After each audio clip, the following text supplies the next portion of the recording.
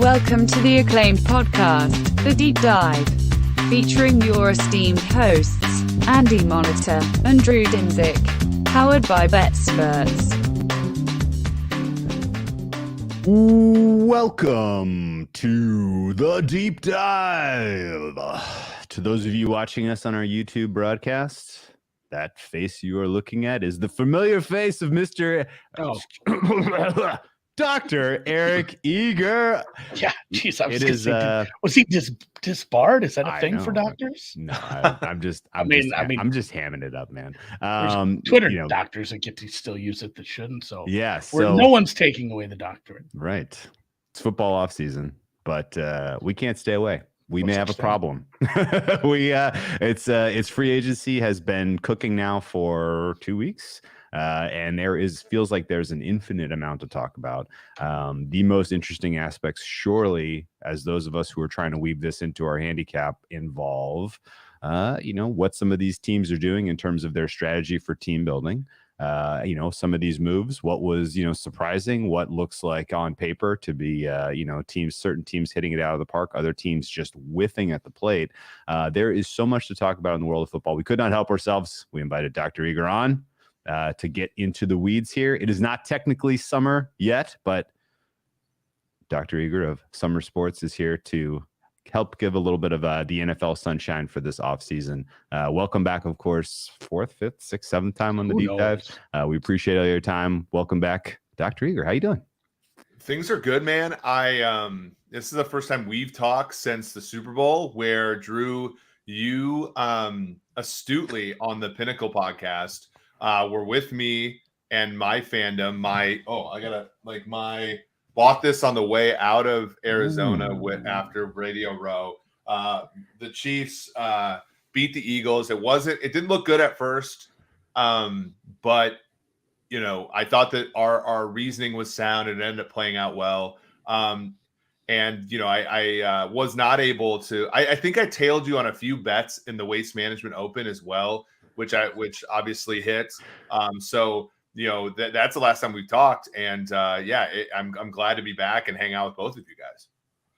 Yeah, and Drew, voice inflection matters, and you only said it once, but I got to thinking about that because there's like, what our team's doing, and then what our team's doing, because that's kind of where I'm at, because we have such an incomplete picture at this point, and as I was going through, and my God. I really, a lot of shout outs to the guys who really take mock drafts seriously and that's like their whole job. Cause that's a nightmare once you get through like the first 10 to try to figure out like, oh my God, if I keep doing this, the safety isn't, Branch isn't getting drafted in the first round if I keep doing the things the way I'm doing. So you're looking at all these teams and like what's happened so far in free agency. And I know it's incomplete, but it's like, holy shit. Like, I'm not sure this team has a linebacker on the roster right now. I'm not sure, I'm not sure this team has a safety. You can always add guys. There's undrafted free agents after the draft too, but it's such a weird spot as we're sitting here trying to figure out what they're going to do with their remaining cap money, what they're going to do with the draft, what they're going to do after the draft. And then like, what is the goddamn plan? And that's the biggest missing piece is like, we just never know what the self-reflection is.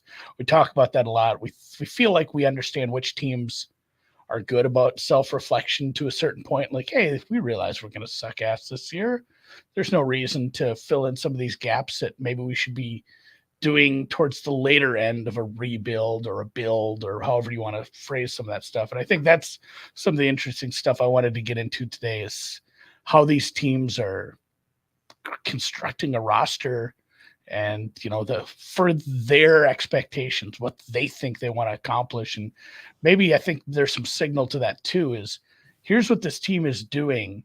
And there's some signal to like what their expectations for the year are based on that, because like, hey, this team, they're kind of sending out the signal. They know this isn't the year. Yeah. I mean, I think that, in my time at PFF, obviously, by the time I was done there, they had 32 teams as clients. So I had a direct line to a lot, everybody basically. And, I've kept a line with a lot of people in the league, even though we at Sumer, like we have 2 pilot clubs, can't tell anybody who they are, and a few other kind of sub-pilot clubs. But through relationships, you can kind of get an idea of what teams are going to do. And you can kind of get an idea of kind of what teams think of themselves, right? And I think most teams, it's not as drastic. Like, Thomas Dimitrov, my co-host on the Sumer Sports Show, the CEO of our company, like he'll tell you, they never went into a season being like, hey, we're not very good, right? Like that's hard. But I do think some teams, they'll straight up tell you like, hey, I think this year we have, we kind of have to push some money backwards, kind of buy into this year, because next year it's not necessarily going to be as pretty just looking at the contracts. And then, maybe we'll make a push for that year. And obviously things can change, but as you listen to people talk, you get an idea of that. And you can kind of over time, really look at how things are put together in the NFL and get an idea of whether or not teams are going to try. So one example last season was the Jacksonville Jaguars. When you looked at the investments that they made in free agency, when you also looked at where they were from a cap perspective this year, so letting Jawan Taylor walk to Kansas City, having to cut Shaquille Griffin, et cetera, you could see that the Jaguars they weren't in rebuild mode last year, right? So when a lot of us saw them at 2-6, or, I do a show at the Hammer with Rob Pizzola, and every week Rob's like, hey, they're a pretty good team from a net success rate perspective, net yards per play perspective. Like, it was why, like, we did the Pinnacle podcast. We're like, hey, every week it was like 15-1, bet Jaguars win that division, 16-1, bet Jaguars win that division, while they were 2-6, 3-6, 3-7, 4-7. And you kind of like went through that whole gamut, because that in 2023 things aren't going to be pretty for them. So they don't have no reason to kind of back it up and restart. Similar stuff for Detroit, right? Like we all talked about Detroit 2021. Detroit kind of played, they let things breathe a little bit for contract's sake. 2022, they were going to try, and they started 1-6. And, a lot of us that said restore the roar all off season, we looked like idiots. And then, but you looked at kind of the way the team was constructed, where things were going to go. You're like, they're not going to stop trying. Whereas there are maybe other cases like the Bears where, Greg Gabriel's out there, like, all you idiots that said they were going to tank, now they have 3 wins through 5 weeks. You're all morons. And of course, like, they lose the rest of their games, and they don't even, they fail to cover in most of them. And so it is. At least he didn't double down after the season on his take anyway. Like yeah, I mean, he's one. There are plenty something. Like, who is it? So which one is that Gruden guy? Is he John Gruden or the other one, Jay Gruden's son? I thought that was always just a joke. I didn't think he was actually related. Well, I thought he was just like semi TikTok famous. I mean, if he said he was Jay Gruden's son, chances are he's wrong. But like, like he's one where, like, if he says something like the Eagles are winning the Super Bowl, I'm just like, I retweet that. I'm like, thank you, Jesus. Like, this is going to be a win, because like there are some people where what they say, like they don't read the league right, and that's like independent of modeling and all that stuff. But there are just certain tells about teams where you can say like, this team is going to actually try down the stretch, this team is not. And it was interesting that Greg Gabriel, given all of his supposed like inside information with the Bears, was unable to even discern that.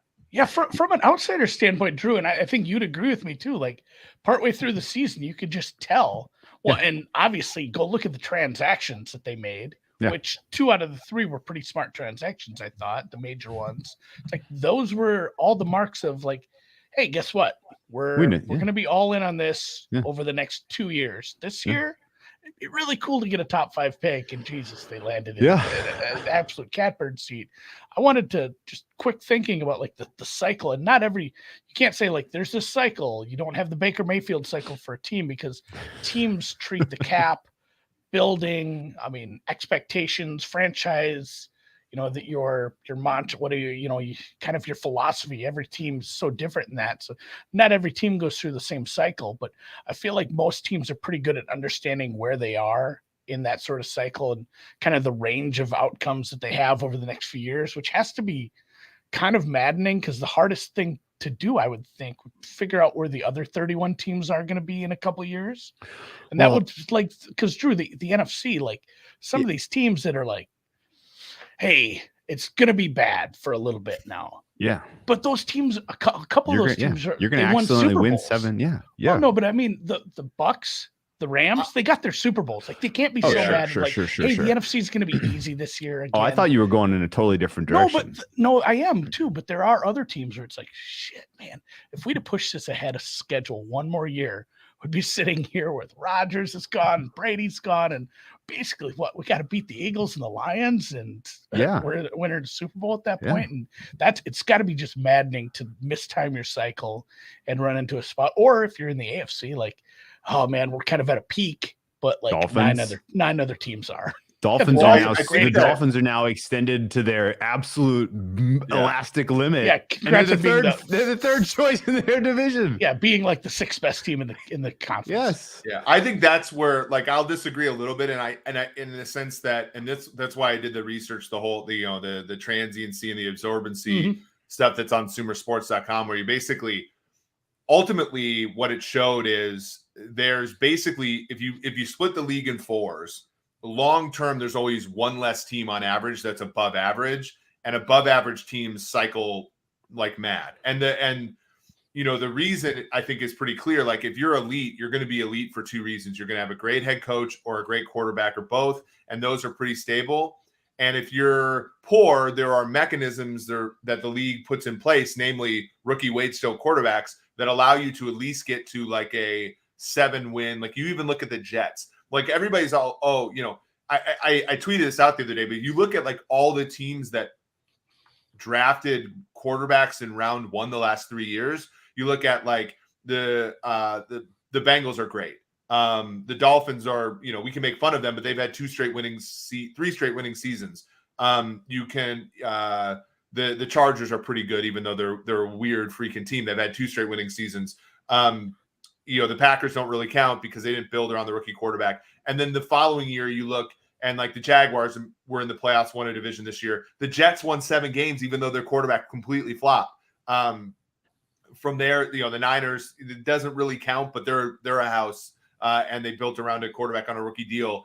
Patriots have made the playoffs 1 of the last 2 years. And then the other one that I'm missing, the Bears are, everybody's excited about the Bears. And then you look at this last year in the first round, like everybody forgets, but Pittsburgh won 9 games last year because the quarterback was cheap and you can at least like build a buffer around it. Everybody, the league gives instruments to teams who suck to at least be like below average. And yet the hard part is like the league, there's such a buffer between above average and great that like you're just constantly in that transient state year in and year out. And I think what the biggest mistake teams make, Andy, is like they're in that, and like I'm talking about our hometown Vikings, by the way. I didn't even want to bring they're in that basin, and they're like, I just got to pour more money in to stay above average because there's an off chance that one year I'm going to pop one up. I'm going to pop one into that elite stage and try to win a Super Bowl. And it's just like there are just so many forces against you that's where teams make the most errors. And then I think, beyond that, the second place where teams make a lot of errors is where you've seen like Buffalo. I think where you saw Atlanta at the end of Thomas DeMitt, like my boss's career, where you get really close and you are a legitimately great team.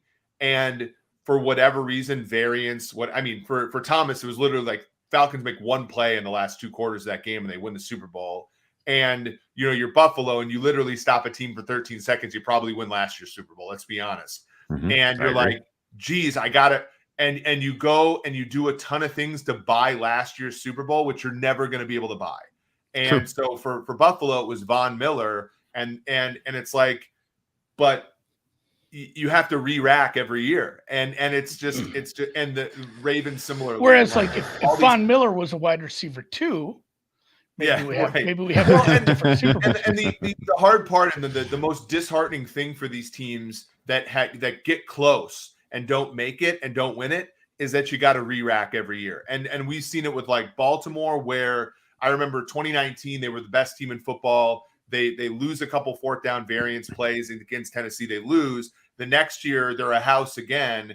They blow out the first two teams. They get Kansas City 3.5-point favorites at home. They get blown out at home by the Chiefs. And you're like, what the hell do we do with the last 14 weeks of the year?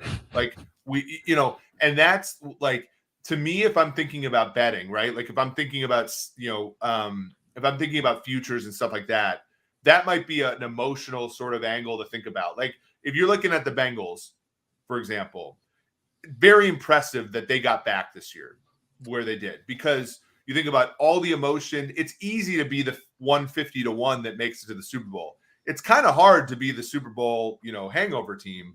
It's even harder, in my opinion, to be that team that gets the Chiefs on the ropes another time and has the ball with a minute left and ends up losing that game to a ankle injury Mahomes, and then now has to pay Burrow and Higgins and Chase and like all of those things. I think make it like that's the part where I don't know what I would do if I was a GM, like, because you got to keep buying in, but that your odds continue to go down every time you do.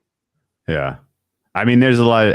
Full honesty, I think there are a lot of GMs in the league who are trying to keep their jobs. And so making sure that fan expectation, you're one step ahead of fan expectation, is pretty important.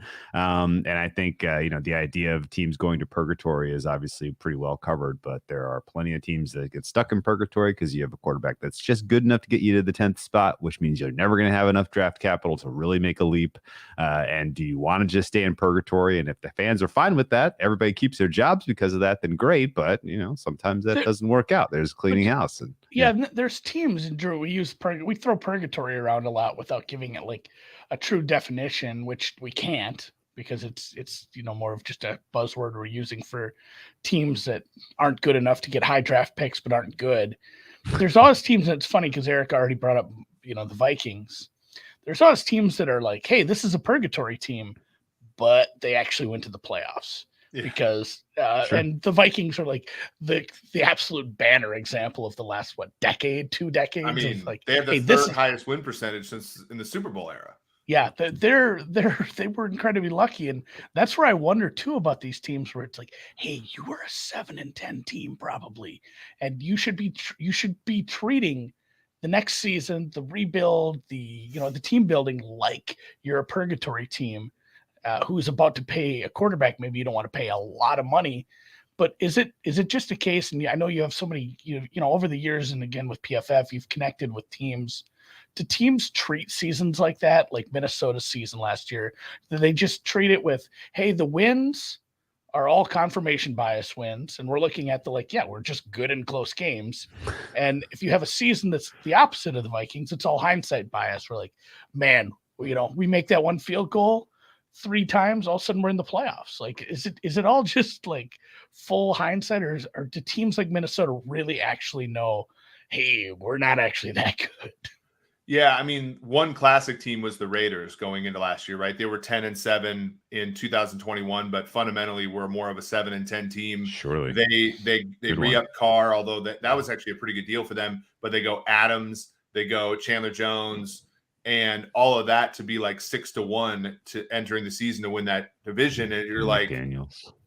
I get it, but I get what they're doing, but you're stuck, right? And that was rough. I think with respect to Minnesota, I personally believe, and I'm friendly with Kwesi. Like he and I have talked before and all that, and I think he's pretty. Every time I've told him, hey, congrats on a great season, he's kind of looked at me like. He knows better, right? Like, it's good. So, like that's an admirable trait. And that's great. And so he made the playoffs every season he's been a GM. What are you talking about? That's a heck of a record. But like, can you imagine his scenario where you're like, hey, owner guy, I know you gave me a lot of money and I built this roster and we won a lot of games, but I'm actually not as good as that looks. Like, that's a tough conversation. Okay. And so that's where I get worried because, you know, if you're a Vikings fan and you're like, they really should just kind of tear it down a little bit this year. That's a conversation between the general manager and the owner and the coach too, by the way, because the coach doesn't care about any of these things. They want to win every single year, and you want to have you don't want to have a 7-10 team on your record. Like it just, I think as last season was going on, you could sense, you know, there was going to be a conflict because you would have wanted to kind of move on from the quarterback who everybody knows is not quite good enough. Sure. You want to kind of move on from some of the older defenders like Harrison Smith and Patrick Peterson and Donnell Hunter and Zadarius Smith and you kind of halfway do that because of how well it went in 2022. Yeah. Ooh, 13 not a good spot to be in. Not an ideal spot to be in. So if you're, let's not make this Viking specific, but like, you know, I think it's very important if you're a general manager to, you know, the communication, the number of hats you got to wear for mind blowing, like how difficult of a job it is to satisfy an owner, to keep your coaches happy, to manage all the moving parts of the job. But you certainly almost at first sitting down and planning your offseason have to look at the landscape. Where are we in our division? Where are we in our conference? And as you look at the NFC right now, a team like the Vikings, they could decide, F it, we are blowing this up. We are rebuilding this year and accidentally win the NFC. Like, It's not that crazy. Like that is how weak that conference is. Like if you get a couple, you hit a couple draft picks, you have a little bit of positive variance on your side. If you have enough, if you have a talented enough player like Justin Jefferson on your roster, like you might accidentally win the NFC, right? Like it's not crazy. And so I almost feel like if it's that flat of a conference in any given year, then you almost are better off dumping than going all in, right? Because going all in will have an expiration. And if you go all in, everyone knows it, you raise all the expectations and the expiration comes and you didn't reach your goal, then you're done. It's over. But if you said this. Yeah, they're down the road negatives that are guaranteed. Yeah. You make a wonderful point that I've never, I honestly haven't thought of, because Andy, that I think a lot about the Vikings. My dad's still a fan. Like he texts me every game. And and I have not thought about it that way. But like you're sort of talking about the Buffalo Bills of 2017, right? Where they trade Sammy Watkins, they trade Ronald Darby in the preseason. They basically rip it off and they still win 9 games and make the playoffs for the first time in 20 years because the AFC kind of was weak in that range. The Chargers chargered that year and all this kind of stuff. No doubt. It's a good point. I mean, especially if the Vikings draft a corner and it works, they get one more in like free agency and like KJ Osborne takes a big step forward. It's like, hey, this team won 12 games this year and they actually deserved it. One really smart thing you can say about the one thing that you can say about the Vikings, and some of this you give credit to Spielman, some of this you give credit to Adolfo-Mensah, but they're very good at premium positions. They're very good at left tackle. Darashaw is like a future Ring of Honor guy. They're very good at wide receiver. One, not deep, but they have, Hawkinson's I think a really good second option for them. You just said the 3 names. Keep those guys. Right tackle. Keep those 3 guys. Keep your draft class last year. Yeah. Rinse all of the rest of the parts. You might actually still win. Because in the NFC, the Bears still might suck. Look, the issue with the Bears that no one wanted to talk about. When I was at the Super Bowl, I said, look, I want them to. I actually said Brian Burns was the guy they should trade for, but I was walking around the Super Bowl saying they should trade for a veteran player off the Panthers because you can't fill $100 million of cap space with good premium position players. You just can't. Yeah. There are Jawan Taylor was the tackle that got all the money this year, and he's okay at best. There were no wide receivers that got any money this year. There were no real corners that got any real money this year. I mean, Chauncey Gardner-Johnson almost led the league in picks, I think, and he got $8 million for 1 year. Yeah. And so, having premium position players on your team is a huge edge over, even teams with some of these great advantages over you, like cap space the issue that Minnesota has is obviously the limitations of Cousins. The fact that Cousins will probably go into next season the second oldest quarterback who's starting in the NFL. So Cousins is that happened all of a sudden seeing the end of it. And then you also have Cousins was drafted 3 years after Stafford, and I think is older than him, which is crazy. And then you have only 5 draft picks because you traded 2 for Hawkinson, you traded 1 for Jalen Reagor, you traded 1 for Ross Blacklock. So, it was a weird situation where they got started 8-1. They had to put some money into or some resources into the team last year to save face, and now they're almost like they really do have to like either trade back or just absolutely hit snake eyes on all their picks, which could happen for sure. It's tough.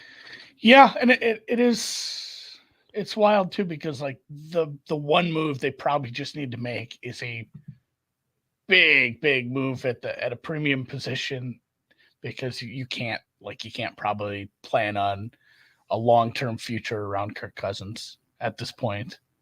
And that's that's like almost every other team in that division now is in. I mean, Jordan Love. Where's Jordan Love at on his rookie contract? Are we talking 50-year option now this year? Right? 5? I think this is year 4, so a little different, but everyone else is in a bit more of an admirable spot with quarterback. It's just the more I look at the Bears, it's like if Justin Fields doesn't take a step forward that we think is definitely in the cards, and you don't have a true wide receiver 1 emerge, and your secondary doesn't, I guess, improve, and you don't have a true just anchor at left tackle or even right tackle. Correct? Who's going to rush the passer for the Bears? And then at that point too, your pass rush and your secondary might stink. It's like, how is this team getting 5, 6, 8 games better all of a sudden? It's turned into a 3-year rebuild then suddenly for the Bears. It's just they have this $100 million cap space, Drew. We knew it was going to be this way, though. Yeah, it like Eric says, explain why it's hard to take people get so hard for, oh my God, they have the most cap space. Explain why it's hard to spend it all. Well, the reason why teams have cap space is because they miss on draft picks for an extended period of time. So you look at 2017, the Bears traded up for Trubisky. That costs a decent amount. Then in 2018, they traded for Khalil Mack, which cost them 2 first-round picks. So, Mack doesn't even make it to this rebuild part, right? But then B, he cost them draft picks that they eventually need. You need those premium positions. So the easiest way to explain it is right now, Darren Waller has the highest APY of any tight end in football at 17 million. Kyle Pitts, when he was drafted 4th overall, is 8 million. So you have if Pitts were to perform at the highest level of any player at that position, he'd be a 9 million surplus. That's kind of the way to look at it. And that's a lot, but it's not an egregious amount. When Jamar Chase was taken at 5th, just a pick later, it's about 8 million also.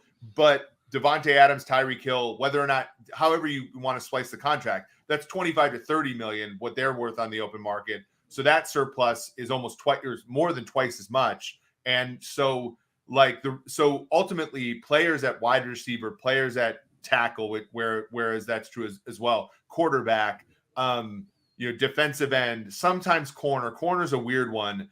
They're never accessible via free agency. You always have to either trade for them. So you have to trade capital to pick those guys up, or you have to draft them yourselves.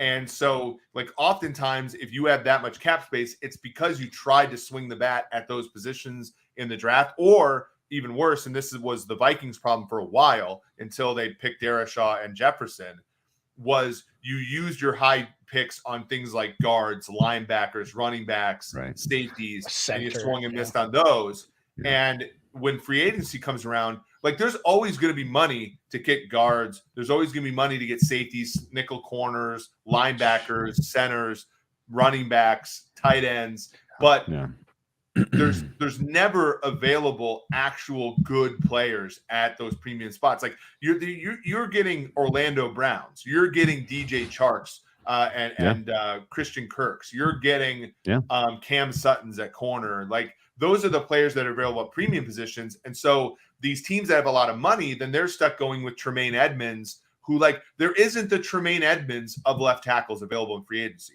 And like those guys just don't have the requisite impact relative to the dollar spend you have on them in free agency. Yeah. And Also, being able to put your resources into the talent that the elite positions that you've drafted, who are who you're worth paying those guys. If those guys aren't on your roster to pay, then that also creates this problem. You see that in the free agency too, Drew. Like some of the big names where it's like, this guy is a position that would change our team, and he's good enough at it, and he re-signed with his current team.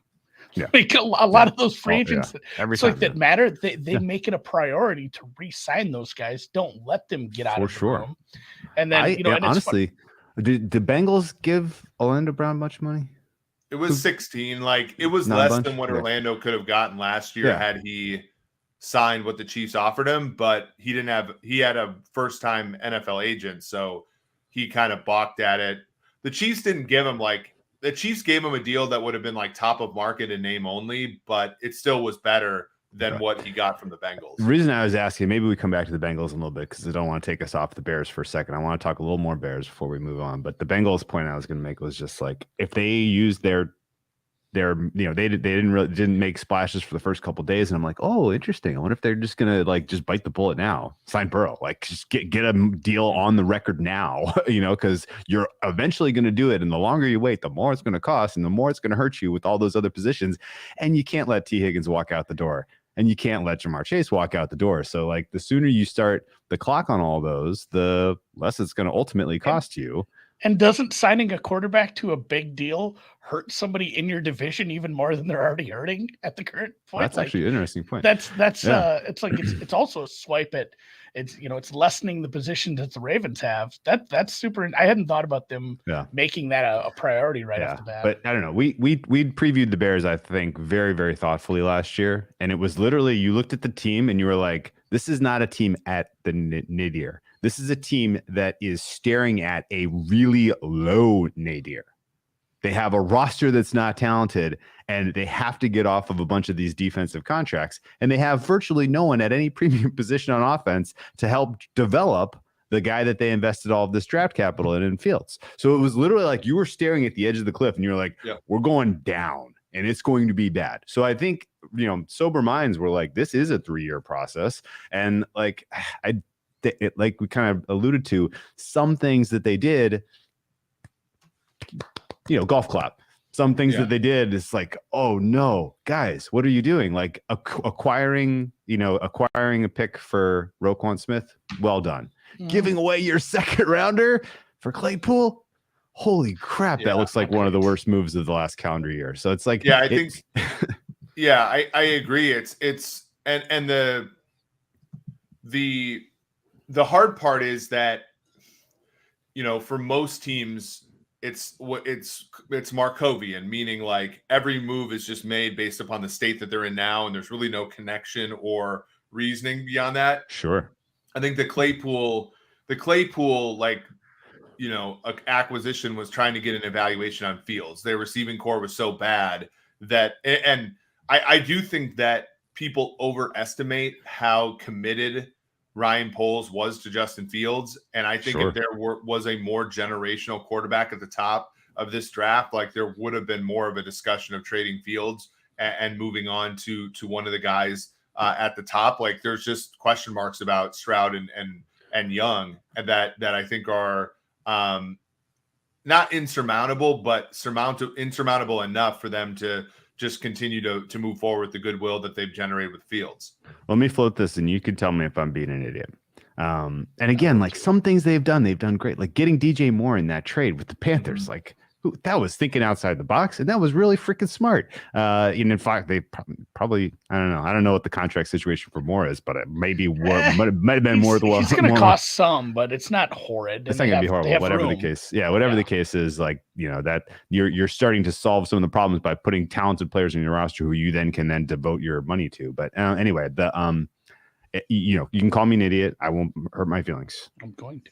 I realistically think that the right move for the Bears was to trade the one first, to let everybody kind of sort themselves out in the top 4 of the draft, and then to trade Fields. Trade Fields to someone who didn't get a spot in the top 4, who feels quarterback needy. Because I got to tell you, man, all the money they spent, all the draft capital they have in this year's draft, the Bears are still very likely in the mix for a top pick next year. Very likely. And I think that those guys are great. Like, I don't hate it, but it's a good, like, I guess you have to.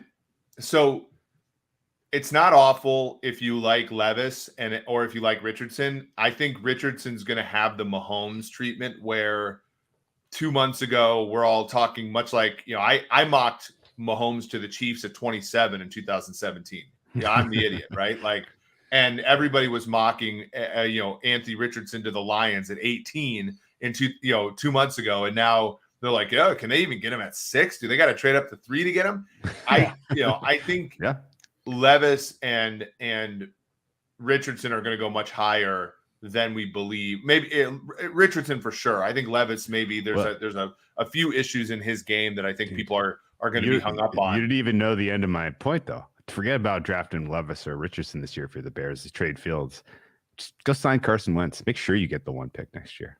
Right? See, okay, so this is. I'm saying, like, you're. I was going to say next year there's an Andrew Luck. I got to be honest with you. I'm looking at the talent on this Bears roster.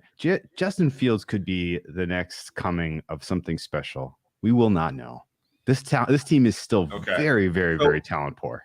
So I see offensively, I like Luke Getsy. I like the offensive line needs some work, but talent from a skill position standpoint, I think you could do a lot worse than DJ Moore, Cole Kmet,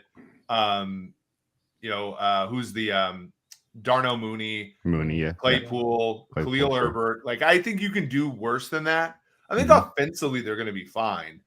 It's also one of those same things that I talked about with Trevor Lawrence last year. It's like, it's weird to spend all that money on free agency when, for the most part, if Trevor Lawrence is him, like, nothing matters. And if he's not, nothing matters. I think that that's true about Fields too. And if that's the case, you got a first and a second next year to move up to 1 to get the quarterback you want. Sure. If you need it, right? So you're going to have your pick. You're going to have the Panthers pick, which is probably going to be bad given they're starting a rookie in both round 1 and 2. I think you're probably going to have the ammunition to move up to 1 if Fields stinks. So that's where I think they pad that. But if Fields is great, right, then you have 2 1s, 2 2s. Can you build out the distribution for me? Fields is an excellent Fields is an above average thrower. He is average. He is poor. What are those 3 percentages? I'm lower on him, and I liked him coming out, but I would say it's 33%, 25% chance he's a no questions asked second contract guy. Okay. I think there's 50-50 chance he's ambiguous, where we're in the same freaking spot we are. Daniel right Jones. Okay. And then I think there's a 25% chance he's so bad that we're like, all right, Zach Wilson, this thing. Let's do something. So about for that. me, 20. If I'm in Poles' chair, 25% is too much of a possibility to not sell high, which is he's worth. There's a 25%. What you're saying is 25% chance he's worth as much as he will ever be worth right now. Yeah, and I guess I hadn't thought about this a lot, Drew, but I'm starting to agree a little with this horrible tinfoil take of yours, because tinfoil is just not only is like you could be at the high spot of his value, but you're also at a high spot for demand. Have I busted out? Yes. Do you remember my line? That wasn't even part of the line calculus, about. But you're absolutely right. I don't think this quarterback class is good. I think there's 4 guys that are close enough together where we're all like, hey, these are good teams. And I said this to Kelly. I might have said it on Broadbag, but I said the quarterback hype is more Adam Smith than Adam Schefter. Because teams need quarterbacks, and there's just so many damn teams that need it. And like at that point, like Fields is a commodity. Yeah, I still don't think this happens. Yeah, I wonder though. So this gets to the Lamar Jackson part, right?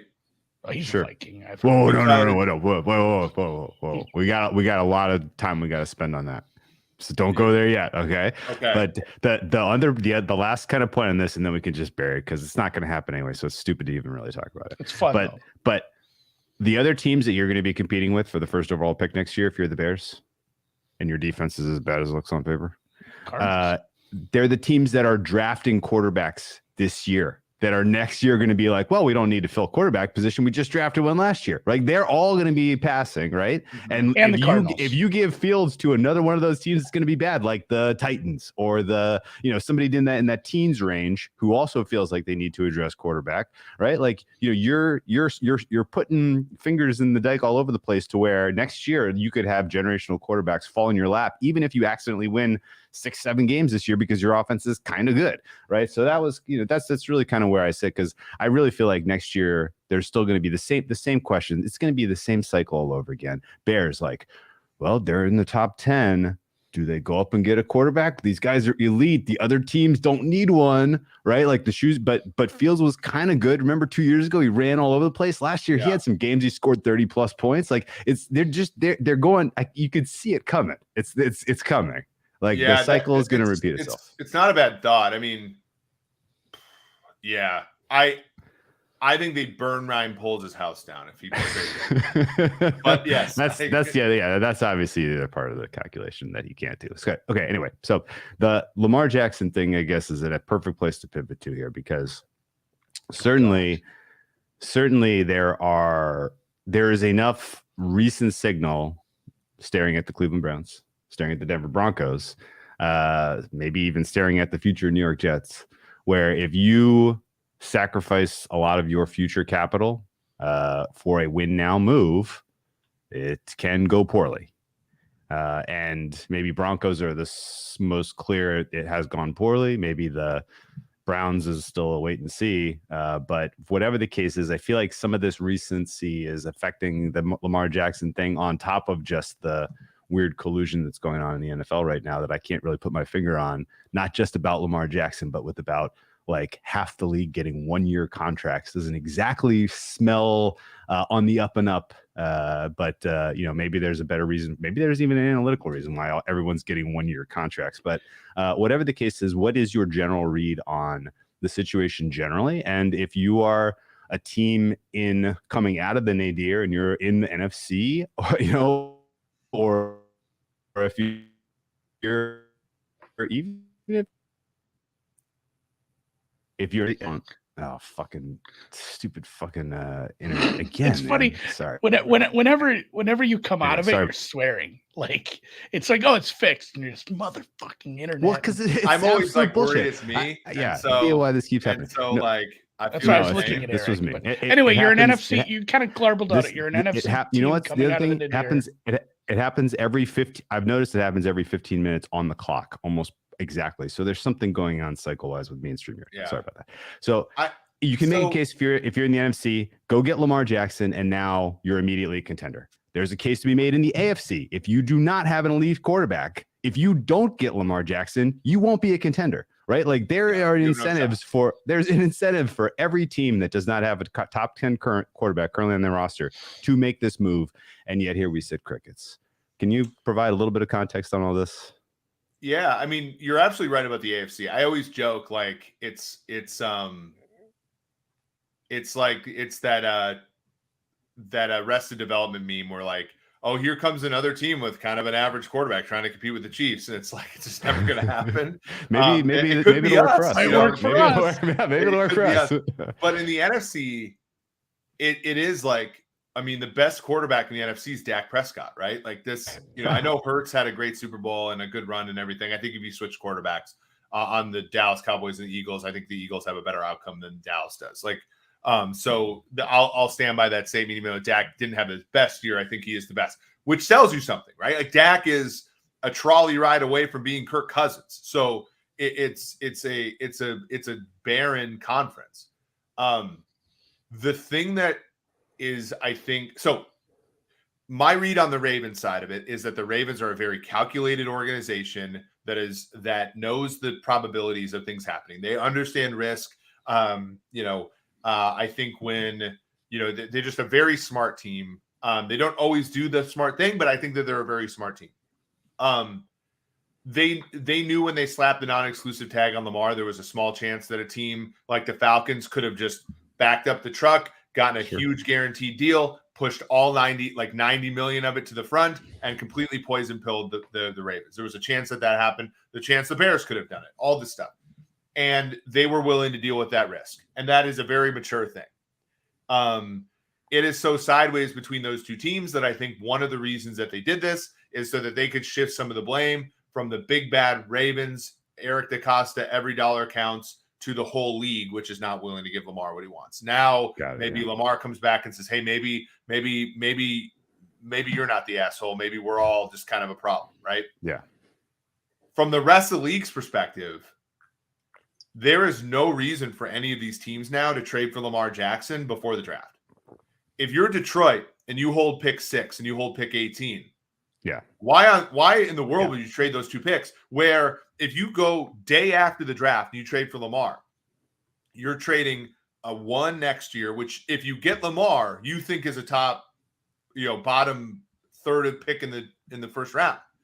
And the way that teams value these picks a year in the future. Now, this isn't actually true, like the research has shown, but like teams essentially value picks 1 round deeper if they're a year away. Yeah. So you're really trading a 2nd and a 3rd for Lamar, both you think in the back half of those rounds. Yeah.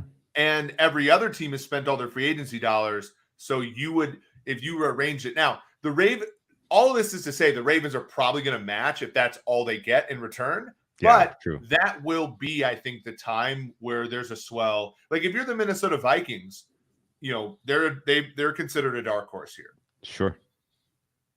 You pushed Kirk Cousins' money into void years into the future. You've done something. You've kept Dalvin Cook on the roster. You've kept Zadarius Smith on the roster. You only have 5 picks this year, but you got your full number of picks more or less next year. Like that's another option, right? Like there are a bunch of teams for which it makes a lot of sense to wait till after the draft to approach the Lamar thing. And I think, I think that's a discussion topic that's not being brought up enough, but it makes a ton of sense also to find out how the quarterbacks, like if you're Minnesota and you try to trade up for Levis and like you have only 5 picks, so everybody's a brick house for you on that. Yeah. Then Jackson starts to make sense. Like I think that the league is a lot more calculated on Lamar weirdly than anybody else. Interesting. Can I ask a quick I did see that too. Really quick. You've seen the Minnesota steam come. Like somebody else said that. So why would they do it right now? Like guys, Lamar's not getting on a plane this week. If this has any steam, this is like May. Yeah. So here's the tinfoil question. We'll keep it quick here, but like the stuff you see Lamar tweeting and saying publicly makes it seem like we might be getting a side of the story that is a lot of agents and info people who, are incentivized not necessarily to paint a true picture of what's going on. Like, is there any team that you see kind of stockpiling space that, that makes sense besides the Vikings that's not being talked about? Not really. I mean, even the Falcons, who were thought of the team, like they've eaten into their cap space, right? Like they only have, 18 million of effective space. I think that I don't see it's going to have to be some sort of deal that the Ravens can easily match, in my opinion. Like, which that's, I mean, again, like I think the Ravens are really smart and saw this coming, right? Like that. I'm disappointed in Bill Belichick not poking the Ravens in the eye personally, but we'll leave that aside too. Yeah, I think Belichick may or may not. I mean, it's interesting to know. I want to ask smart people this question. Like, how much longer do you think Belichick wants to coach is a good question. Yeah, of course it is. I mean, there's already articles about the successor this week. I heard somebody make the point of like, well, Belichick, they can't make an offer for Lamar because that'll put strain on the relationship with Mac Jones. It's like, oh yeah, more strain than benching him in a primetime game for Bailey Zappi. More strain than making him play his sophomore season under Matt Patricia. More strain than that. Like it's tough. Belichick didn't give a shit what Brady felt. Of course. He's really going to care about Mac Jones. Yeah, no doubt. Okay, so you mentioned the Falcons. There was one quick point I wanted to bring up about the Falcons and team building from a philosophy standpoint, because it seems pretty obvious what the Falcons are trying to do, and that is emulate what the path to success that the Eagles had. The Eagles were a bad team a couple years ago. They invested in the trenches. They drafted and developed. They got a guy in the later rounds of the draft to be their quarterback. They installed him late in the season. He showed some promise, and they're basically like, okay, we're going to give him the reins. We're going to play this out. If we hit on this, we hit spectacularly, and next season, maybe we make a playoffs in a weak NFC this year, and then next year we make the AJ Brown move, and we make we grab the Bradbury off the street, and now we are running. Like, it feels like they have a very clear vision of that's what we want to do. Is that fair? And if you are a GM, like, this feels like the easy, no risk way to try to do team building, pretty much interminably, like and indefinitely. Like, why not just continue to try to do it this way if you're a team with no other option? Yeah, I mean, it's a really good point. I mean, the Ritter acquisition, was different than the Hurts acquisition because the starter that was there was not really well established, but it sort of has that same character, a guy who had some good film in college. Now, Hurts was much better at Oklahoma than Ritter was at Cincinnati, but and then, you're right, though. I mean, McGarry, Lindstrom, my co-host of the Sumer Sports Show, Thomas Dimitrov, drafted both of them. It took them a while to, they both got second contracts. Jake Matthews is a good left tackle. David Onyemata going with Grady Jarrett. Grady Jarrett kind of at the end of his career. Not a ton in the way of pass rushers on the edge. The benefit that the Eagles have is they had great edge rushers. They went Josh Sweat. They went Derek Barnett with the Sam Bradford pick. Like, they had, but, they go with Jesse Bates, who's a terrific ball player. Again, non-premium position. They have running backs, Algier, Patterson are both really good. Pitts and London it makes some sense. Plus, and this is somebody, by the way, I bet the Eagles have the worst record in the league in 21. And I was, of course, wrong because they leaned into their edges and stuff at the line of scrimmage. If I was betting, I would make no such bet on the Falcons here because, I think the Saints are going to be bad. I don't think much of Derek Carr. Panthers are going rookie quarterback. Bucks are going with Baker Mayfield. Like, this Falcons team, there's a clear path, a la the path that existed for the Eagles in a weak NFC in 2021 that no one saw. So, I like it. I mean, this is the first time I've thought of it.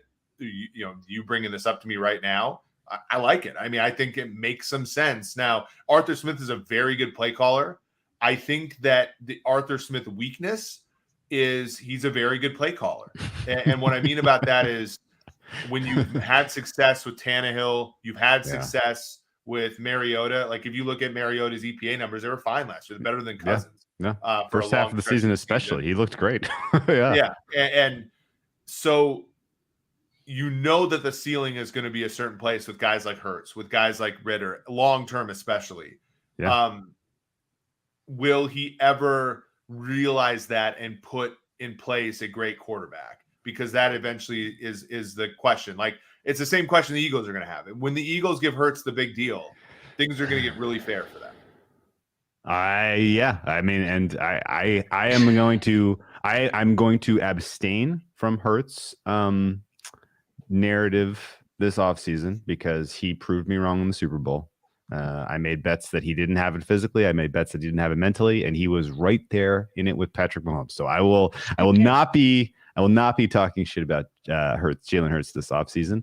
But no, it looks pretty clear like what the Falcons are trying to do is sort of the best way to team build or from the ground up.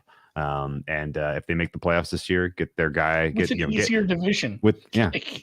And honestly, like get Ritter's playoff stinker out of the way this year. Maybe next year they are kind of a little bit legit. We're talking ourselves into betting. Well, because no, you've got me convinced too. And the Jesse Bates thing, and kind of just a little offhand comment by Eric, but I mean he's right. He's like, sign Jesse Bates, good safety, not a position of like high value. The more I look at it and really started to click the last couple of years, isn't that kind of how you have to treat free agency completely now? Like high value positions. You've kind of already said it this year or in this show. You said like you kind of got to draft those spots, and then free agency turns into filling these spots where, man, I don't want to be the team that's drafting a tight end and an off-ball linebacker with my first two picks. That's a really good point. Because I did listen to the Athletic podcast that has a couple of the maybe it's the one with the GMs or Sandoz. Yeah, and they brought that up, and they didn't even make a point of it. They just said it kind of offhand. Somebody did, and he's just like, yeah, there's a lot of linebackers that are free agent. A lot of like coverage linebackers to be had. Like that market's wide open. You can go get one. And I thought about it, I'm like, well, that makes a shitload of sense. Like, these positions that nobody wants to draft. It's like, hey, there's a bunch of safeties that moved, and there's a bunch of linebackers that move, and there's a bunch of tight ends that have moved around already too. But you think about the Bengals, right? Like I look at the Bengals, it's how to use free agency when you've gotten good luck, right? So sure. I think the secondary is like a parlay. The offensive line's like a parlay, and you think about how the Bengals have done it, right? They went. Trey Waynes, Chidobe Awuzie, Eli Apple, Trey Flowers, Mike Hilton, Ricardo Allen, Von Bell are all guys that who have started in the NFL before. Mm-hmm. And as Andy would like, Trey Waynes was the most expensive of that bunch and the worst of it, right? But when you build out a secondary where your objective function is an or, I need 8, choose 5, right? I need Trey Waynes to work or Chidobe Awuzie to work or Eli. Everybody gives Eli Apple a ton of crap. It's like Eli Apple has been a great outcome for them. Like, and they all were cheap free agents because they had that. Like you wouldn't imagine being in another situation where and this is like the Chargers, all your big money is spent on wide receiver 1, wide receiver 2, edge 1, corner 1, quarterback soon. And you have to draft those 5 defensive backs, and that's what the Chiefs did, right? That back to the whole like when you actually win a Super Bowl, it actually allows you to be plus EV. I don't think the Chiefs trade Tyreek Hill to the Dolphins if they didn't win the Super Bowl against the Niners 3 years ago. Without that in your back pocket, you're just shoving, right? The whole time. And so, but the Chiefs now, the first quarterback in the history of the league since the CBA to have make more than 13% of the salary cap, and he made 17 of it. How do you even do that? Well, you have to you see that numbers game. You can't be the Bengals and sign all those guys for $10 million each. You need to draft them all, and the only way you can draft them all, Chiefs drafted 5 secondary players in the spring, is by trading Tyreek Hill for 5 draft picks, right? And trusting your quarterback to make that up. And for most teams, free agency, to get all the way back to the original point, free agency is about making sure those weak links are not weak. And if you've hit on premium positions in the draft, you have the money to pay up a little bit on those positions. And if you have a great quarterback, you're hoping the draft can be that for you, and it's a different probability distribution. God, yeah, well said. I like that, and you still have to have some luck. Oh, I mean, of course. I mean, the draft is. But at the same time, like if you're spending free agency on non-premium positions, I like a move like the Bates move because he's good, maybe great, right? Like and so if you fill out the rest of the parlay and you hit 2 or 3, it's really a round robin, right? If you fill out the rest of the round robin and 2 or 3 hit, then the guy that's in that spot, he could be all pro. Right. Mm-hmm. And so I think, and it's again, like you need the bet that Falcons are making all the respect in the world if you get above Mendoza line production out of Desmond Ridder on a year 2 deal, right, for a year 2 quarterback, you're going to the playoffs this year.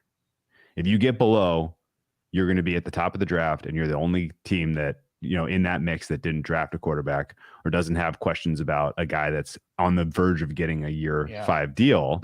And so you can swing away and go, get Caleb Williams or any one of these other guys, Drake May or whoever else is at the top there. So it's lesser an positions easy too, gamble. Drew. Yeah, lesser positions, like let's say safety and guard. They're part of a bigger function. They're part of an offensive line, a defensive secondary. Sure. And you talk about the Falcons parlay. Guess what? The first leg already won. Yeah, it was an open parlay. You placed with right. Terrell, and you already got one leg home. Yeah. And that's right. I looked at this more and more with how many teams could use corners in this draft. And I did this with my latest mock. I said, fuck it. I'm still taking a corner at 6 with Detroit. Like, they signed some guys, but mostly he's probably hurt himself on the flight to Detroit. And like, it's still a position of need eventually. Why not make it a strength now that you can, instead of a massive weakness? And same thing with the Falcons. I'd love taking a corner, just taking an absolute. It's like the joke I made about Von Miller should have been a wide receiver too, because of how that unlocks Diggs when we've seen like a good wide receiver too that can help him. It's the same thing with how much.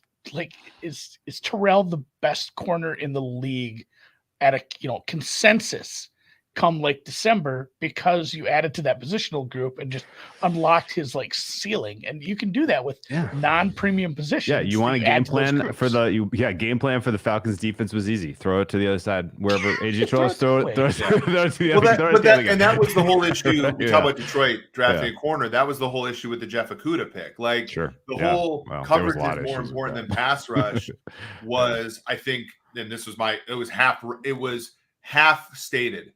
The coverage unit is more important, but that doesn't necessarily mean you should draft corner first, because the defensive line is a strong link system. You need to at least get a pass rusher. Detroit has that. Now they can start. And to your point, like, if AJ Terrell ends up being Atlanta's best corner, great, right? You don't want your whole season to depend on that, because of how volatile the position is, and how much it depends upon health and all this stuff. You want that to be a nice to have. And if you're the Lions, to Andy's point, absolutely. You want Cam Sutton, or you want the math to be, Emmanuel Mosley, Cam Sutton, Jeff Okudah, or some dude you pick at 6, and you want 4, choose 3, right? You want that many outcomes for you, and because that's going to get you there. If you try to do what they've done forever, which is to say, it's got to be these 3 guys, then, good luck to you. Then you're in Minnesota. Okay. Hey, guess what? Cam Dantzler has to be good, or our defense is going to suck. And we've seen the results. I always remember, like, the old Twins, like, when the Twins were bad, it's like, Scott Diamond has to be good this year for the Twins to be good. And you're like, well, better luck next. It's like, hey, Boof Bonser has to be like a starting pitcher too. Closing point on the Falcons, and then I'm going to give Eric multiple choice for the last thing I want to talk to time-wise here. But I can almost promise you they take whatever of the elite D linemen with their first pick. They take whoever is left of the cornerback class early in the second. And then, then next year when the Eagles pay Jalen Hurts and can't afford A.J. Brown anymore, they trade for A.J. Brown. And the rest is history. They are literally trying to rerun the Eagles. But ultimately depends on if Desmond Ridder is more of a Hurts or more of a Wilson. And we just don't know that yet. So we'll find out this year, I assume. Okay. So Eric, you get dealer's choice here. Dealer's choice, whatever, guest choice. Do you want to talk Lions restore the roar? You want to talk what's going on with all the 1-year contracts? Is this an analytical thing, or do you want to talk inflection points, which is a little bit of a conversation about the Chargers and the way that they have gone about team building and in-game decision making? Let's do the 1 year, because I'm actually not sure I have a great answer to this, but I want to talk it through because I think it's very interesting.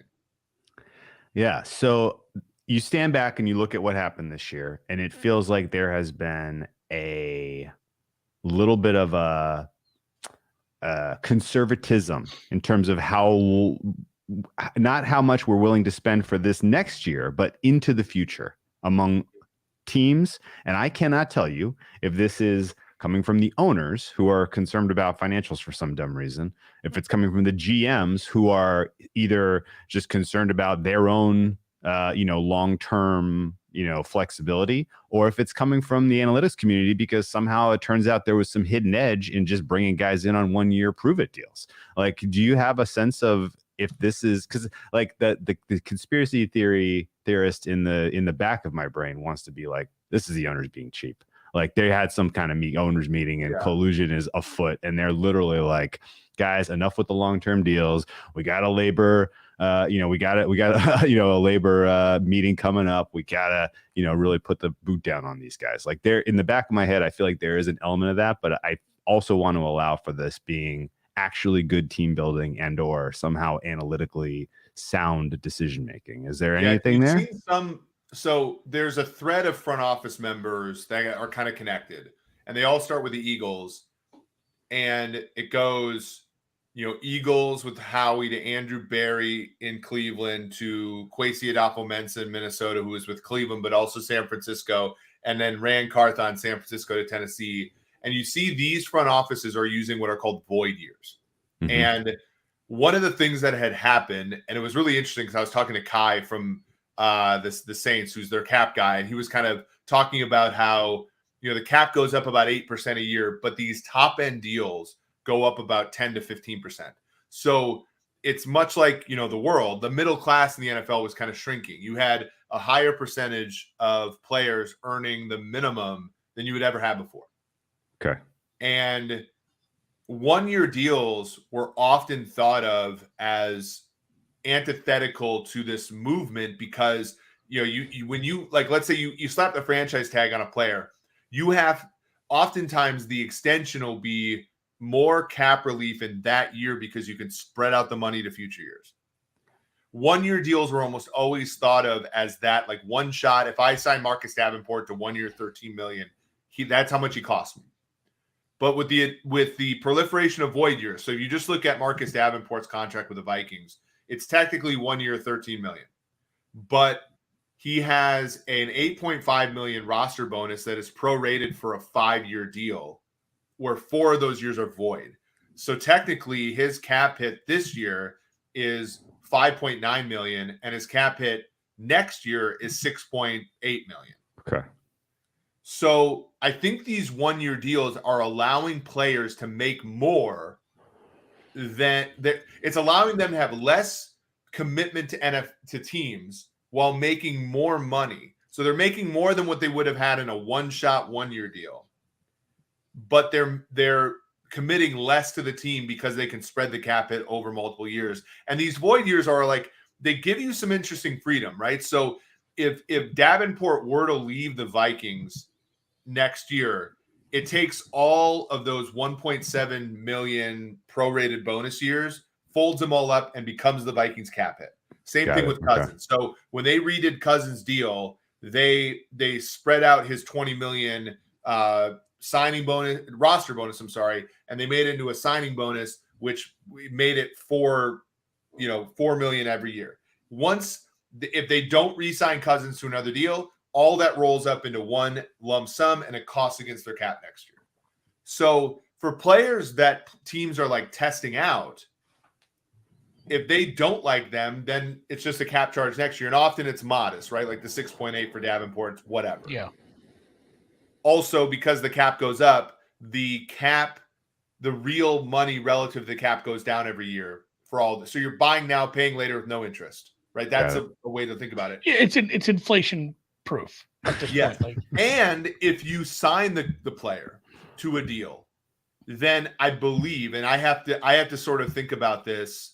I have to make sure that this is correct. But if you sign a player to a deal after that, those void years, they just get added to the new deal, right? So they don't all just fold up. And so essentially those 1.7s in the case of Davenport, they're just added to his new contract. Boom. It's you're paying for yesterday, but not that much. And I think that's why you're seeing a lot more 1-year deals, because the teams can effectively spread it out over multiple years without committing to the player for multiple years. So it's just cap gymnastics that agents have been like, They're hey, going to I'm okay with this void too years at because some this is point, win-win. but because this is ridiculous, but it's perfectly legal now. Yeah, but and it's kind of win-win too for some of these guys where even if the relationship doesn't work out, it's like a prenup. And if this doesn't work out, I'm gonna be fine, you're gonna be fine. Like you're not gonna take a huge hit on some obviously the Cousins deal's way different. Quarterback deals should be their own classroom, but like it's not a huge hit against you next year, and he still got a decent contract out of it. And it was less of a hey, it's a prove it, you have to do this. It's a 1 year incentive lated, and like guess what? We didn't play you that much, so you didn't hit any of them, and everybody's angry at each other at the end of the year. So I guess that was a good explanation. I don't hate it. It's Okay. just kind of things change. Shit changes. No doubt. I think that all makes sense. Okay. I got 5 rapid fires for you. Okay. This is more likely this or this. Okay, Andy, if you want to chime in, feel free. I haven't given you any of the I haven't given you any early look at the sheet here. Okay. We're gonna start with the Dallas Cowboys. You ready? More likely. Okay. With the moves they made in the offseason, with Mike McCarthy taking over the offense, more likely that the offense is better on an EPA per play basis next year or worse? Worse. All right. I think that's right. I don't love it. Don't love it. What position do you think they draft? Second, 2A or 1A? They're in a bad spot. 18th next year. 18th. No, I mean, what position do you think they should focus on at 26 or wherever they're at?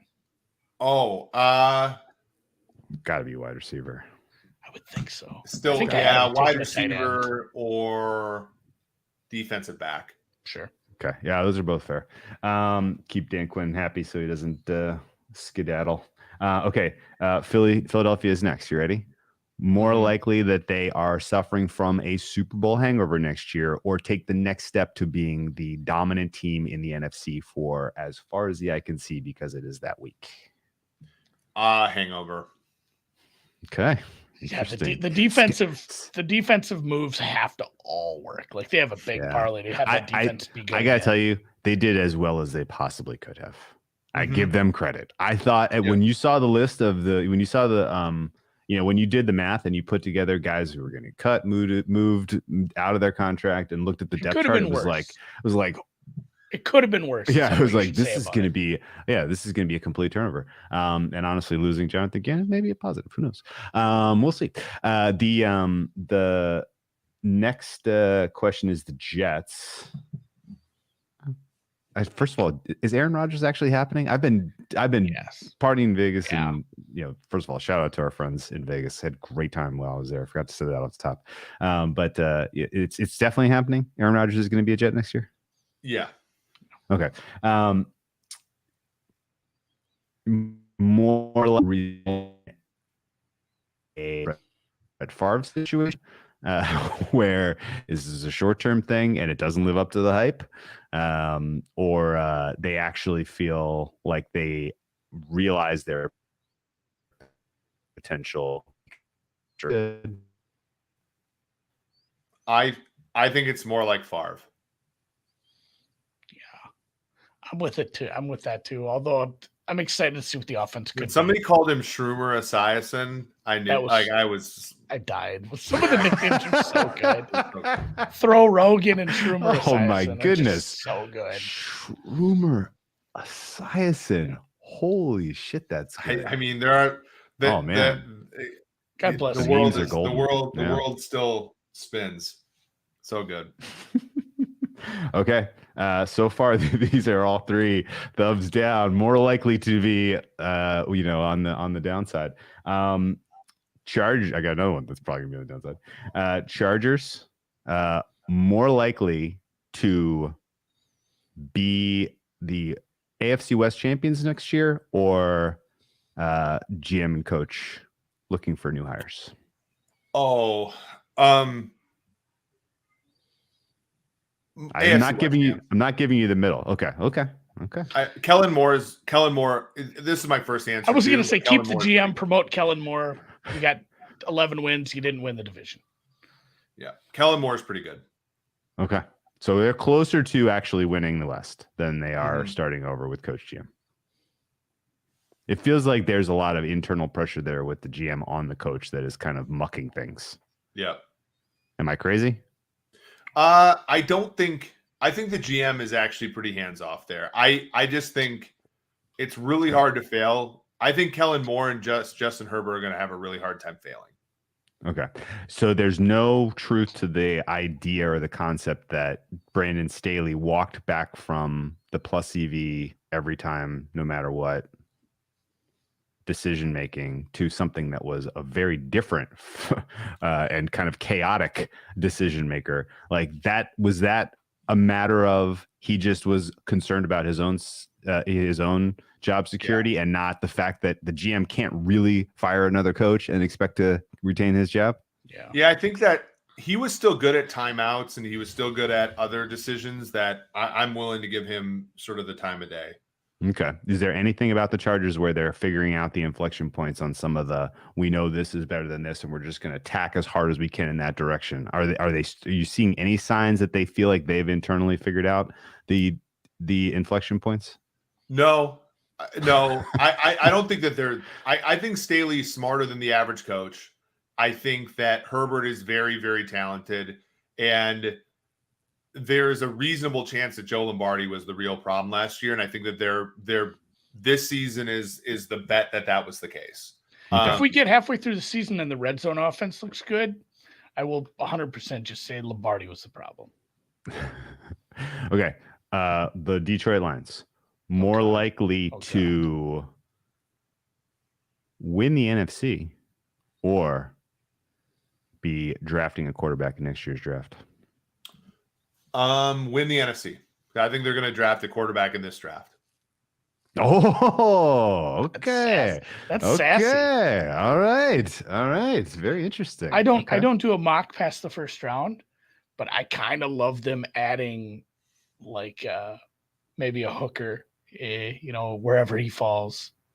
Not a hooker, the Hendon hooker. I shouldn't say like a hooker type. That sounds weird when you say it. I would not be surprised if they took Anthony Richardson at 3.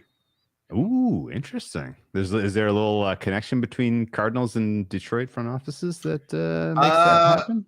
There is between the two front offices, but I think that Detroit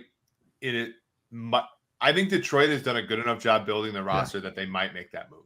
Okay, so Monty Ossenfort, I have Laverne, Minnesota.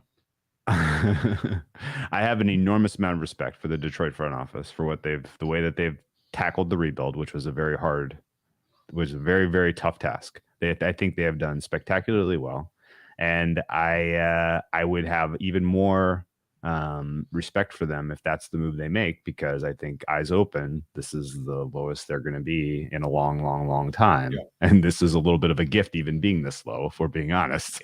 And so.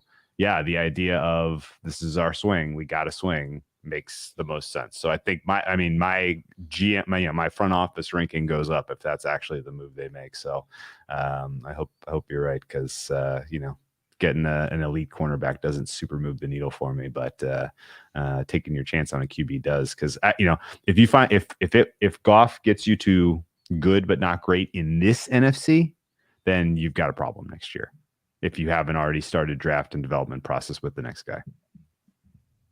So I think Goff has been great, and I think Goff will be a good quarterback next year, but they're in a perfect position for Anthony Richardson or Will Levis. Like, it's quintessential Alex Smith type move.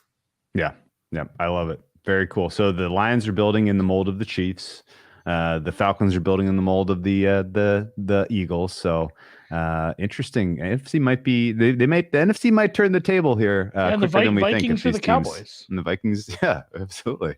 Fantastic. So if you haven't already checked it out, I'm going to wrap here and say go to SumerSports.com. Eric, great article this week, going from elite to poor and back, a lesson in stability and transiency in the NFL. You get a little $10 word right in the title. So I won't give it a review. I haven't read it. I read things on Fridays. I shared it with Andy right before the pod, which wasn't really fair.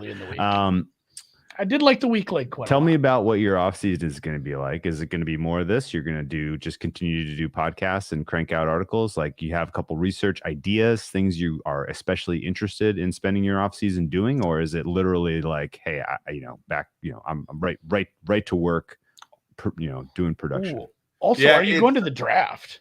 Yeah, we have, we're mostly a B2B company. So a lot of the stuff I'm doing is for our 2 pilot teams and building stuff for the future for hopefully more clients. Like we went to the combine and tried to sell to, a great deal of the teams. And like, I think we're making a lot of progress there. I'm still trying to build the podcast up because we are going to have more forward facing stuff for people. I don't know what that's going to look like insofar as fantasy and gambling. I've been a little bit detached. It's weird because like with the info we have now, because at PFF all of our info was one way, like official info was all we would sell the teams, and we didn't, but at Sumer we do have team IP, so teams will give us their grades and we incorporate them into our optimizer, and so it's not ethical for us to bet, and so it's crazy because by now I would have probably had $15,000 worth of bets on the draft, and I'd be super sharp as far as like where the markets were moving and stuff. And I gotta say, like, I'm watching them, but you guys know that it's just really hard if you don't have the real risk. Well, we know you're being honest, because it's not possible that you could have $15,000 with this year's market so far, because for whatever reason they won't fucking hang them. So they're about 3 offshore, weeks behind last year's schedule. It's crazy. I had offshore skins. Now they don't let me bet there anymore. They didn't let me bet there even before I joined Sumer. But like, with the Zach Wilson draft, I had like a couple dimes down on Zach Wilson being number 2 overall when it was like minus 150, a couple years ago. And so you're really sweating that out for 2 months. You're like, who's going to trade up is somebody going to trade up with the Jets? Like you're perking up, and like without that kind of in circulation, you're just like, oh, look, the Panthers traded up. Great. Like you're not like tilting or having that exhilaration. Off air, we'll tell you. It's weird. Yeah. Like I went on Bet Online today just to check what the markets were, because I know Young had gone from plus 400 or so to plus 165, and like Bet Online is like 3 draft markets. It's been horrific. We're hearing from some of the regulated operators, this is the week. Like late this week, there'll be some over-unders are, those are great markets. Here's 4 guys with 18% hold for the first defensive player, and you get a little bit of a feel. But the over-unders really, the one-sided markets are awful, right? Like they don't,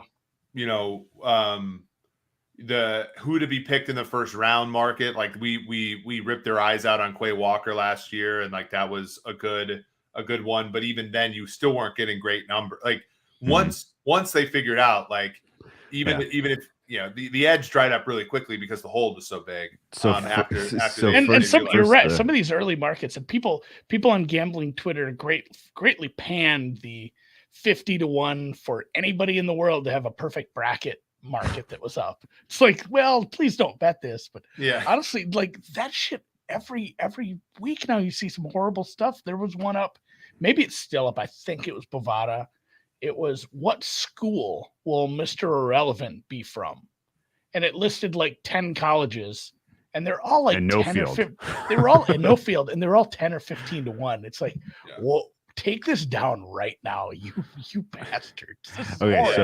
First of all, I'll tell you a story. That's predatory. We'll tell you a story off the air about tilting, some information that was tilting, because there's been a couple of them now. But the books, they got their heads up their asses here. The minus ultimately the minus they're like we gotta wait to put these up. The minus EV bets are the bets people are firing in February and March, guys.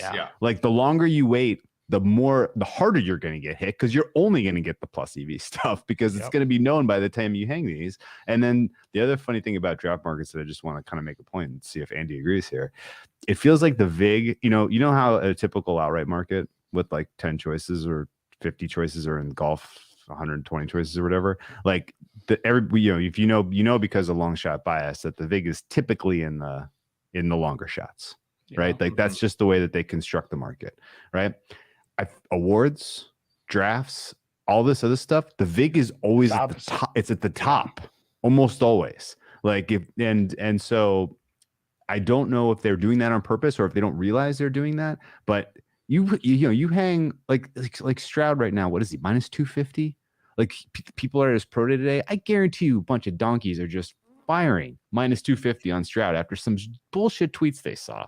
Like you give them an over under market on Stroud at 1.5, 2, they're gonna double down. Like, you know, like they could be writing minus EV bets all day long this whole month, and they're not doing it. Yeah. So shame on them. You make such a great point. Like I thought I had the market by the balls when I took Malik Willis plus 150 to be first quarterback taken. I got the max bet on that on like a few books, like right around the combine. And of course, Kenny, and like I won the last year, but like if I would have had an amazing draft if Kenny Pickett doesn't go first quarterback. Sure.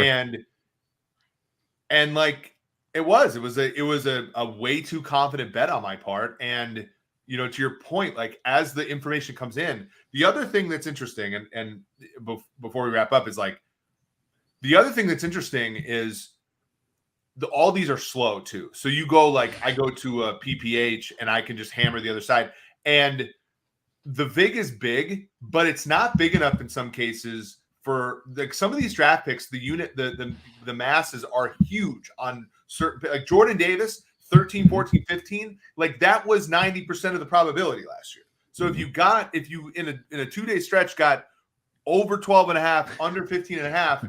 I don't give a shit if it was minus 140 on both sides. You were still killing it, right? Yeah. And like, and to your point, like if they would have hung those markets early, right, when he's running the 40 and all this kind of nonsense, you're taking under 9.5 and all this crap. Yeah, like that's where they could have won, and they just don't, and they lose, like they lose people here because you know people overthink and they react to news and like, and it's all BS. It's not like normal game markets.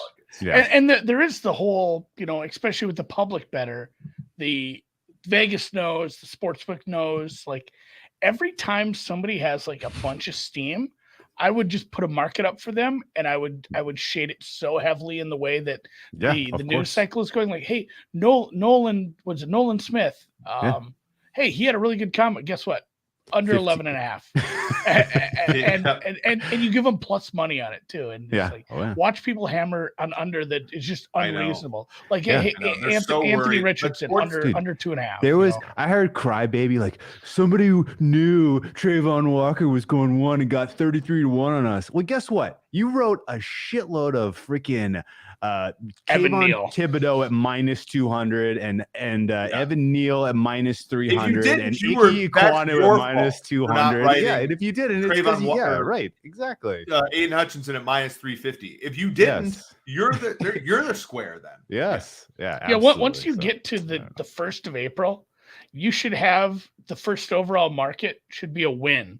Yeah. No matter what happens at that point, if you book your future book properly, and you should be. So I'm excited for the over unders. It's going to tell us a lot because right now the market just moves on like, well, Daniel Jeremiah said. It's like, well, Daniel Jeremiah is right once we get to April 15th, but like nobody's right now. There's a lot of stuff that's. I think it was Ian Hart had the Malik Willis tweet today. Where it's like, hey, this is where we at 1 year ago today, and he had like the pro day, and everyone's like, oh my god, this guy's going top 5 right now. And what 3rd round? What did we land on for that? He went the round 3. It was a long way down. Some people mocked him too to Detroit. Okay, let's wrap here. Eric, what else are you working on? What are you the most excited about? What's your next post that people can look forward to reading? Yeah, appreciate you guys having me on. At Sumer Sports on Twitter, sumersports.com for all of our great stuff. And on YouTube, we have the Sumer Sports Show. So much like me, when you're done listening to the deep dive, give the Sumer Sports Show myself, Thomas Dimitrov, the former GM. You did one today. Go listen to that now. Yeah. Give that a listen. I love it. Well, very good. Enjoy the draft cycle. I hope it is, enjoyable even without the, without the skin in the game that is handicapping prop.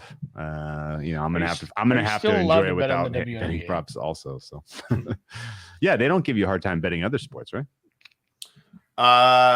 We're working through that actually. Oh, I'm hoping I don't have anyone at the WNBA. I'm hoping that we can. I'm hoping we'll strike a deal so I can bet WNBA in the spring. But so far, right now, I'm lucky it doesn't start till May. Yeah, it's kind of the perfect season, right? Doesn't it wrap right as football starts? So it's like you're not even really. Yeah. Oh, yeah. Okay. Let me talk to Tommy D about this. I'll straighten him out. Yeah, that's right. All right, cool. Appreciate it, Eric. I appreciate you guys watching. Hit the thumbs up on YouTube, subscribe, rate, review. Go watch Eric's, go listen or watch to Eric's Sumer Sports show he did today. Early, not that long ago. It just came out, it looks like. So enjoy that, and we'll catch you here next week.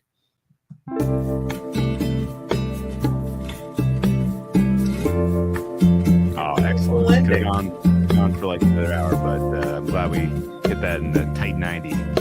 Covered it all, man. We covered a lot. We did cover a lot of different plays. It's fun tracking, like doing more mocks has forced me to track free agents